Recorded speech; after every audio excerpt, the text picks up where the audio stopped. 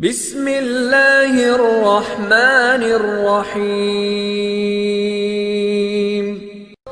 हीरे जो पाकिस्तान थानो बोला खान आए अजो डेडर जो पकोड़न जी पेरी तारीख आए हिन वक्त रात जा ठिकर बजी भितर थियण वारा आए हाणे वा 60 मेल जे सजे सिडका खबर बुधदा अज सूबे पंजाब ते हुके पियण जी बंदिश विधी वई आहे जंहिंजे करे पंजाब लिहाज़ नाज़ुक आहे।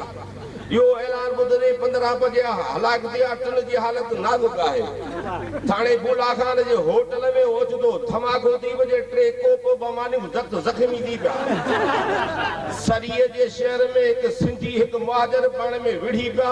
सिंधी एड़ो जोरदार हमलो जो मुहाजर वेचारो कलमो वरे भजण में कामयाब थी। हैदराबाद ऐं कराची जे विच में एक मख जहाज जो टक्कर थी पई। मख सख्त जख्मी थी जामशोर अस्पताल वट किरी पई तंहिंखे ईदी एम्बुलेंस में खणी जामशोर अस्पताल में दाख़िल कयो वियो आहे।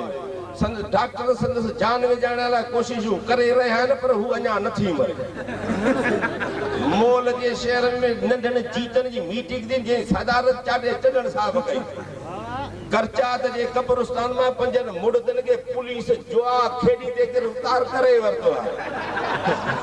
हिक मैसूम ॿार जंहिंजी उम्र अटकल 95 साल हो कल बुछेरी मां लापता जेको माण्हू हिनखे गोली जो ते 3 महीना टीप ऐं 1000 रुपया ॾंढ वरितो वीरो संदसि पार पता हीअ मुंहं ते मोचड़े मथे ते डोईअ देखने आशनस जेके मेले वो मेहरबानी करे पंहिंजे पे जे पुलिस थाणे खे इतला ॾेई पाण खे 10 महीना टीप ॾियारिया। बर्तान जो वज़ीर ख़ारजा बीगम खान जॾहिं करचात जी हवाई अड्डे ते पहुतो खेते लखे माण्हू थुक नहीं बुद्र सां इस्तक़बाल कयो। हुन बाद में ऐलान कयो त करचात शहर में इंजीनियरिंग कॉलेज के मेडिकल कॉलेज कायम कंदुसि। ये बई कॉलेज अटकल क़यामत थी तैयार थींदा। इन्हीं बिन्हीं कॉलेज में हिकिड़ा अंधा विया बोड़ा गूंगा पिड़ी इंजीनियरिंग पिड़ी मेडिकल पढ़ी सघंदा। हाणे अवां मौसम आवंदा असांजे मौसम वारे अघु घटि ते कान सुभाणे सॼो मोकल ते ईंदो वरी ख़बर नाहे त कॾहिं ईंदो। रात जो अवां खे मिसमात जी आवाज़ में मच्छर रोकी थो वञा था। रेडियो थाणे बोला खान था ख़बरूं